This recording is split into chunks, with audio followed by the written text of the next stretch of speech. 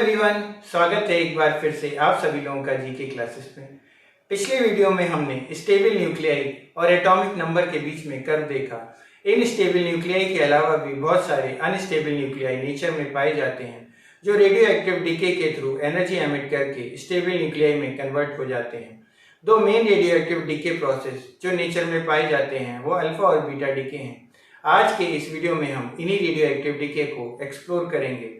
तो चलिए शुरू करते हैं रेडियो एक्टिव डीके प्रोसेस। चलिए अल्फा डीके और बीटा डीके को एक एक करके समझते हैं। अल्फा डीके में एटम अल्फा पार्टिकल लूज करता है। अल्फा डीके के बाद मास नंबर 4 से डिक्रीज हो जाता है और एटॉमिक नंबर 2 से डिक्रीज हो जाता है। इसके एमिशन के बाद एलिमेंट 2 प्लेस पीरियोडिक टेबल में मूव हो जाता है। डीके से पहले की न्यूक्लियस को पेरेंट न्यूक्लियस कहते हैं और रिएक्शन के बाद प्रोड्यूस न्यूक्लियस को डॉटर न्यूक्लियस कहते हैं। अब यहाँ एक इम्पॉर्टेंट टर्म है Q value of the process, जिसे UI माइनस UF लिखते हैं, जहाँ UI rest mass energy of initial constituents और UF rest mass energy of product constituents है। इस इक्वेशन को आइंस्टीन इक्वेशन से कंपेयर करने पर Q value for alpha particle mass of ZXA minus mass of Z minus 2 YA minus 4 minus mass of helium particle into C square होगी।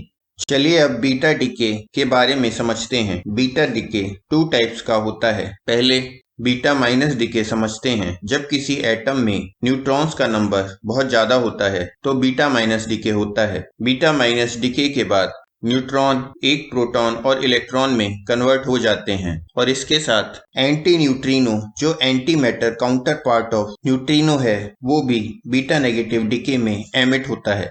Proton nucleus में retain रहता है और इलेक्ट्रॉन हाई वेलोसिटी से move होता है, जिसे बीटा पार्टिकल भी कहते हैं। बीटा डीके इक्वेशन 1 के अकॉर्डिंग भी दिखाया जा सकता है। बीटा डीके के बाद मास नंबर सेम रहता है जबकि एटॉमिक नंबर 1 से बढ़ जाता है। बीटा डीके में प्रोड्यूस हुए न्यूक्लियस का मास बीटा पार्टिकल के मास से बहुत ज्यादा होता है, इसलिए रिएक्शन में प्रोड्यूस हुई kinetic energy mainly beta particle और एंटी न्यूट्रिनो को मिलती है। तो इसलिए रेस्ट मास में इलेक्ट्रॉन का रेस्ट मास कंसीडर नहीं करते। इसको समझने के लिए rest mass of initial constituents और rest mass of product constituents देखते हैं। इनिशियल मास ऑफ कॉन्स्टिट्यूएंट्स में टोटल मास ऑफ एटम में से rest mass of electron subtract कर देते हैं तो जो टर्म मिलती है वो मास ऑफ न्यूक्लियस बताती है। उसी तरीके से rest mass of product will be mass of the atom में से mass of the electron of atom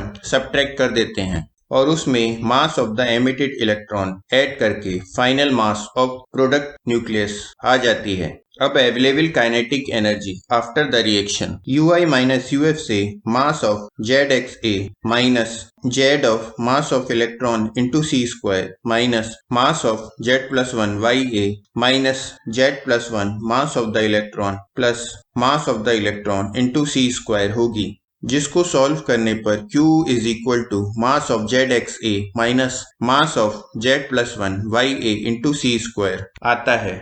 आप यहाँ देख सकते हैं कि इक्वेशन में केवल न्यूक्लियस के मासेस का सब्ट्रैक्शन किया गया, mass of the electron consider नहीं किया गया, क्योंकि this will be released energy available to give kinetic energy to produce electron and antineutrino. चलिए अब बीटा प्लस डीके देखते हैं। जब किसी एटम में प्रोटॉन का नंबर ज्यादा होता है तो बीटा प्लस डीके होता है। बीटा प्लस डीके में प्रोटॉन न्यूट्रॉन में कन्वर्ट होता है और पॉजिटिव बीटा पार्टिकल, जिसे पॉजिट्रॉन कहते हैं, एमिट होता है और न्यूट्रिनो क्रिएट होता है। Beta plus decay process equation 1 के अकॉर्डिंग दिखाया जा सकता है।